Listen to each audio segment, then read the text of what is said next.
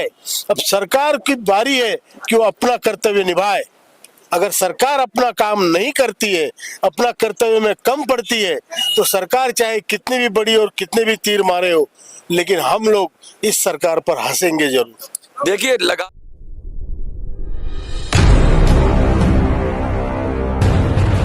आगे बढ़ो, हरियाणा टीम आगे बढ़ो, हरियाणा टीम आगे बढ़ो। जो पेंशनर्स का काम करेगा, जो पेंशनर्स का काम करेगा, हमारा ईपीएस 95 आंदोलन सफल हो, सफल हो, सफल हो। जोर से कहिए और अंदर से नाभि से आवाज दीजिए। हमारी आवाज केवल मोदी जी तक नहीं, उस परमात्मा तक पहुंचे, उस परवरदिगार तक पहुंचे और जल्दी से जल्दी हमारा काम हो। जोर से आपको नारा लगाना है और अपने पुण्य का एक अंश भी उसमें देना है। केवल मुंह से नहीं, हृदय से, वाणी से, मन मस्तिष्क से। हमारा ईपीएस 95 आंदोलन, हमारा ईपीएस 95 आंदोलन, हमारा ईपीएस 95 आंदोलन। जंतर मंतर पर लगातार ये नारा गूंज रहा है कि हमारा ईपीएस 95 आंदोलन सफल हो। आज जो नेतृत्व संभाला है वो हरियाणा की टीम में है। कमांडर साहब के साथ साथ हरियाणा टीम के सारे मेंबर मौजूद हैं और सैकड़ों की संख्या में बुजुर्ग पेंशनर्स ईपीएस 95 के मौजूद हैं। मैं कमांडर साहब के पास जाऊंगा, पहले कहूंगा कमांडर साहब, लगातार ये जो ऊर्जा बढ़ रही है और अन्य संगठन भी आ रहे हैं अब समर्थन के लिए, क्या लग रहा है? नहीं, ये संगठन बहुत बड़ा है, पूरे देश में है और लोग अभी जागरूक हैं। लोगों को पता चला है कि उनके साथ बहुत बड़ी धोखाधड़ी हुई है। उन्होंने जिंदगी भर जो पैसा जमा किया अपने बुढ़ापे के लिए, वो पैसा उन्होंने एक प्रकार से हमारे काम नहीं आ रहा है और इसके लिए लोग रोष, बहुत प्रचंड तरीके से लोगों के मन में रोष है, संताप है। लगातार आज सुबह से जब प्रोग्राम शुरू हुआ तो दिल्ली के अंदर दो बड़े बड़े प्रोटेस्ट थे, एक आम आदमी पार्टी का और एक बीजेपी का। उसकी वजह से हरियाणा से आने वाले मेंबर्स की बसें फंस गईं, बहुत सारे लोग सही समय पर पहुंच नहीं पाए। उसके बाद भी यहाँ सैकड़ों की संख्या में लोग उपस्थित हुए। तो क्या जो जोश है, जुनून है, ये लग रहा है बढ़ता जा रहा है? जैसे पहले दिन थोड़ा कम था, फिर उत्तर प्रदेश आया तो बढ़ गया, आज हरियाणा आया तो और बढ़ गया है। ये दिन ब दिन बढ़ेगा क्या? बिल्कुल बढ़ेगा और ये जोश वैसे भी बढ़ा हुआ है। आप ये जानो कि यहाँ पे आना बहुत मुश्किल है बूढ़े लोगों के लिए और वैसे भी लोगों के पास पैसे नहीं है। एक आदमी भी यहाँ आता है तो समझ लो वो 100 लोगों की भावनाएं साथ लाता है। अब तो सूर्य देवता भी मेहरबान हो गए हैं, क्योंकि इंद्र देवता ने पहले दिन अपना प्रभाव दिखाया था, लेकिन सूर्य की गर्मी से थोड़ा टेम्परेचर भी नॉर्मल हुआ है। तो क्या लग रहा है कि धीरे धीरे आंदोलन और तेजी से बढ़ेगा? मुझे तो ये लग रहा है कल जो इंद्रदेव ने वर्षा की वो कृपा की वर्षा थी, आज सूर्यदेव की कृपा हुई और आगे चल के सरकार की भी कृपा होगी और जल्दी से जल्दी हमें हमारा हक मिलेगा। कौन कौन हरियाणा टीम से जो मुख्य आपके जो सदस्य हैं, जो आपकी एनएससी के, वो कौन कौन है कृपया? और हमारे जेपी शर्मा साहब है जो यहाँ खड़े हैं और हमारे जेपी मिश्रा साहब और हमारे जेपी मिश्रा साहब है, बलेश्वर सिंह जी है और बाकी सब हमारे मेहन साहब है, मुकेश मेहन, दिखपाल सरकार है। सर हरियाणा से आए हैं आप, क्या लग रहा है कि अब हरियाणा में कैसा माहौल है? हरियाणा में बहुत जबरदस्त माहौल है पेंशन के हक में और सरकार से हम लोग यही अपील कर रहे हैं कि गरीब मजदूर और किसान वर्ग सरकार की, देश की रीढ़ की हड्डी है।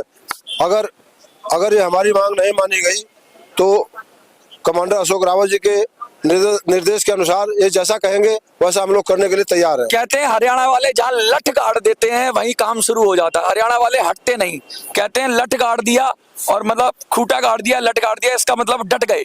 और जो मोर्चे पे डट गया, कमांडर साहब तो है ही सिपाही, तो जो मोर्चे पे डट गया तो पीछे नहीं हटता। और हरियाणा वालों का खेल से लेके फौज से लेके हर जगह नाम है।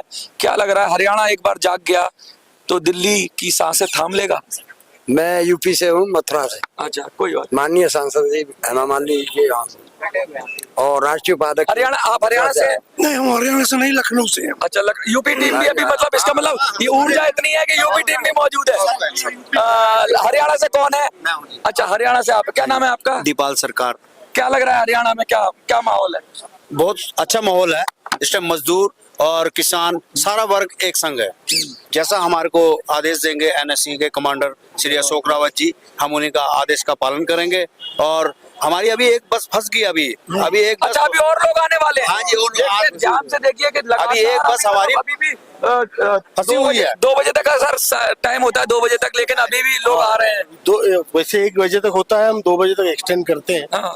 लेकिन अभी 3 साढ़े 3 बजे है। पुलिस भी कोऑपरेट कर रही है आपके साथ? नहीं, कोऑपरेट, हाँ पुलिस तो कोऑपरेट करती है, बिल्कुल है। पुलिस है, मीडिया है, हाँ। सब लोग कोऑपरेट करते हैं। ये क्या लग रहा है, ये जो हरियाणा वाले जो आपके कह रहे हैं, राउत साहब आदेश करें, कमांडर साहब आदेश करें, ये तो तैयार बैठे हैं पूरी तरीके से। देखिए, ये संगठन है और एक मैच्योर्ड लोगों का, वृद्ध लोगों का, ज्येष्ठ लोगों का संगठन है। यहाँ पे कोई ऐसे चीप चार्ली प्रकार नहीं है। ये बहुत सीरियस सा आंदोलन है और जो लोग हैं वो आंदोलन में हायरार्की को मानने वाले लोग हैं और इसके लिए वो कहते हैं।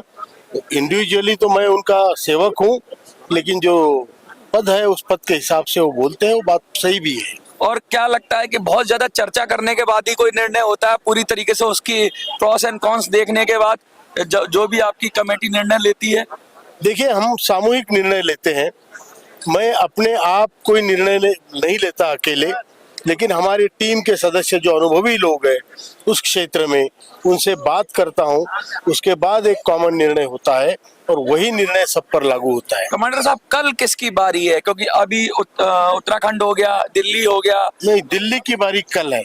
दिल्ली की कल? अच्छा, दिल्ली साथ में था उसके उत्तराखंड के, लेकिन दिल्ली अब यहाँ तो लोग आते हैं, अच्छा। ना बुलाओ तो भी आते हैं। जैसे यूपी अभी मौजूद है, मैंने किसी से बात हाँ। की है, अंकल यूपी से, महाराष्ट्र से भी कुछ लोग हैं यहाँ पे। अच्छा, तो मतलब कुछ लोग तो जमे हुए हैं बिल्कुल हर दिन के लिए। तो अभी कल यूपी के लोग आएंगे, ये परसों। तो राष्ट्रीय हो गए आप लोग तो। बिल्कुल। अच्छा कमांडर साहब, एक बात कुछ कहना चाहेंगे उन लोगों को देखने वाले कि भाई ये जरूरी नहीं है कि जो आप जिस प्रदेश के उसी दिन आओ, आप किसी भी दिन आ सकते हैं। नहीं, प्रदेश के हिसाब से हमने एक ऑर्गेनाइज किया है और नीचे हमने नोट लिखी है कि भाई अगर आप उस दिन नहीं आ सकते, किसी भी दिन आपको आके ज्वाइन करना है तो सबका आंदोलन। तो कुछ लोग ऐसे हैं जो उस दिन नहीं आ सकते, वो बीच में भी आ जाते हैं। कई लोग हैं वो 2-4 बार आ जाते हैं। कई लोग यहाँ आके 7-7 दिन रुकते हैं। ये श्रद्धा है ऑर्गेनाइजेशन के ऊपर और अपने मांग के प्रति उनकी जो निष्ठा है, जो उनका जो कर्तव्य है, निष्ठा है, उसके प्रति वो जाहिर कर रहे हैं। अब कितने दिन तक की प्लानिंग हो गई है ऑलरेडी और आगे तो आप प्लानिंग चलती रहेगी? कितने? हम 24 तारीख तक की हमारी प्लानिंग है। अच्छा, 24 तक डटे हुए हैं? डटे रहेंगे, उसके बाद में भी देखेंगे। ये तो सत्र पूरा निकल जाएगा इसमें तो। हाँ, तो देखते हैं। अभी तो हमें यही देखना है कि जोर कितना बाजुए कातिल में है। सरफरोशी की तमन्ना अब हमारे दिल में है, देखना है जोर कितना बाजुए कातिल में है। ये जो कहा है कमांडर साहब ने, मतलब इसका मतलब है कि इंतहा हो गई क्या इंतजार? देखिए मनोज जी, ऐसा है, 8 साल से बूढ़े लोग लड़ रहे हैं। ये कोई मजाक का विषय नहीं है। 8 साल से लोग लगातार लड़ रहे हैं, सरकार देख रही है और सरकार का ही ये इसी पार्टी ने, बीजेपी ने 2012 में 13 में ये मुद्दा उठाया था जब ये अपोजिशन में थे और ये भी बताया था कि हम सत्ता में आएंगे तो 90 दिन में मुद्दा हल करेंगे। आज 9 साल हो गए, 10 साल हो गए उनको। तो ऑब्वियसली उनको ये सोचना चाहिए कि भाई हमने जो बोला है वो किया नहीं। तो ये तो लोग भी देख रहे हैं ना, हम कोई बीजेपी के खिलाफ है या किसी के पक्ष में, ऐसी बात नहीं है। लेकिन जो सच है वो सच है। जावड़ेकर जी ने कहा है, आप यूट्यूब पे देखिए कि 90 दिनों के अंदर आप हमारी पार्टी आने के बाद आपका मुद्दा हम सुलझाएंगे। अभी 8 साल से लोग लगे हैं, बूढ़े लोग हैं, रोज 200 लोग मर रहे हैं। हमारे प्रयत्न की पराकाष्ठा हुई है। हमारा पूरा जितना पुरुषार्थ था, जितना कर्तव्य था, वो सब हमने किया है। अब सरकार की बारी है कि वो अपना कर्तव्य निभाए। अगर सरकार अपना काम नहीं करती है, अपना कर्तव्य में कम पड़ती है, तो सरकार चाहे कितनी भी बड़ी और कितने भी तीर मारे हो, लेकिन हम लोग इस सरकार पर हंसेंगे जरूर। देखिए, लगातार ये जो मुद्दा है EPS 95 का, ये बढ़ता जा रहा है। सैकड़ों की संख्या में लोग हर दिन उपस्थित हो रहे हैं और ये संख्या कब हजारों और लाखों में पहुंच जाएगी, सरकार को शायद इसकी भनक ना हो, लेकिन गुस्सा बढ़ता जा रहा है, रोष बढ़ता जा रहा है। एक दशक की लगभग लड़ाई है, 8 साल बोल रहे हैं लेकिन लगभग एक दशक होने को तैयार है। वादा कर दिया है। प्रकाश जावड़ेकर का बयान है कि 90 दिन के अंदर हमारी सरकार बनेगी तो हम EPS 95 में सुधार करेंगे। आज प्रकाश जावड़ेकर से खड़े होकर कमांडर राउत साहब पूछ रहे हैं कि क्या हुआ तेरा वादा, वो कसम वो इरादा। देखते रहिए मनीष सर।